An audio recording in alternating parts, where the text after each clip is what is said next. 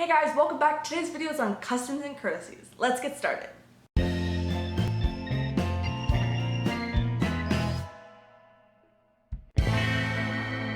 now if you've ever been a part of any customs and courtesy class ever, this is a lot of the information that you're going to cover.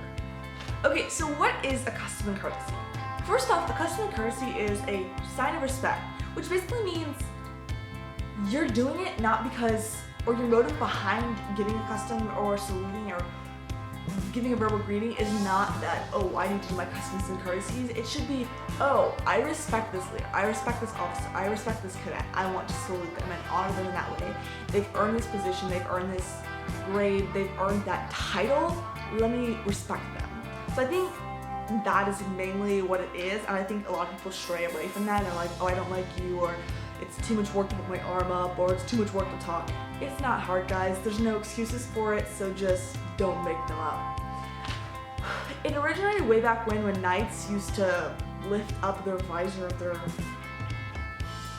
whatever, their knight hat, whatever it's called. And that's kind of where it started, and originally your right hand because of the sword and things like that. There's great history on it if you want to learn more about that. I'm sure you can just Google it.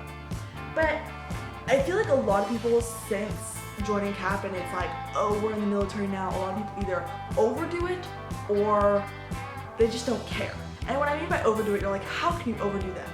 Well, when you do customs and courtesies to earn favoritism, that is when they don't work anymore. It's no longer a sign of respect. If you are just jumping to attention every time an officer walks by and not treating them like an actual human being, you're treating them like, oh God, trust me, as an officer, it gets so annoying, and I know you're sucking up to me. So don't do it. Who to salute? Now, this is probably, if you're a younger cadet, you're like, I don't even know what I'm doing. You want to salute officers. And how do you tell them? They have sewn insignia. That is it.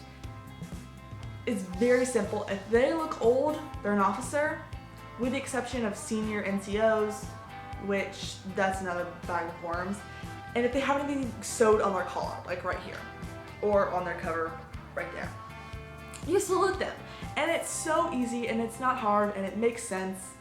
And once you do it once or twice, you'll understand how to do it, and it won't seem so hard.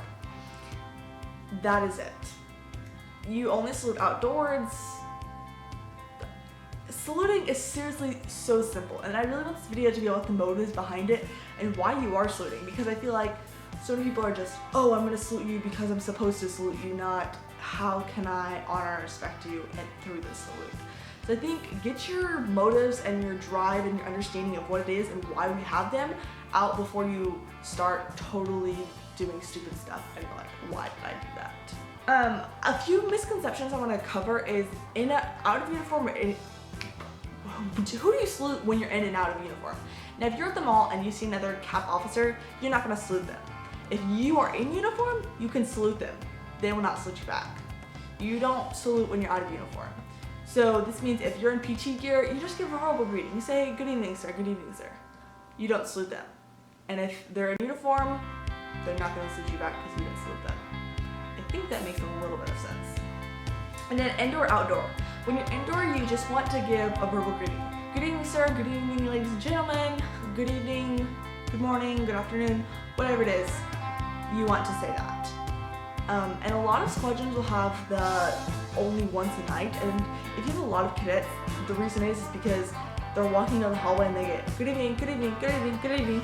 So some do that, some don't. Just ask your squadron about it. Some encampments have no salute zones, some events will have that too. And it just comes for a purpose that it gets really annoying. It's just not practical to salute and have verbal greetings in that area. Other than that, I think that pretty much covers what I really wanted to talk about. Get your motives right, know what you're doing. If you have any more questions, I have 2 videos on how to salute and who and when to salute. I will link those below and on the screen somewhere. If you have any other questions, I have a new Facebook page linked somewhere over here that you can check out as well. I'd love for you to comment if you have any questions, concerns, thoughts, ideas. Please like this video, it's really a great encouragement to me, and subscribe if you're not already. Until then, have a good life, and I'll see you next video. Bye! Now, you have the ABUs, which currently are with the Sage boots, and that's what the Air Force wears. And the Sage is like a tannish, greenish kind of color.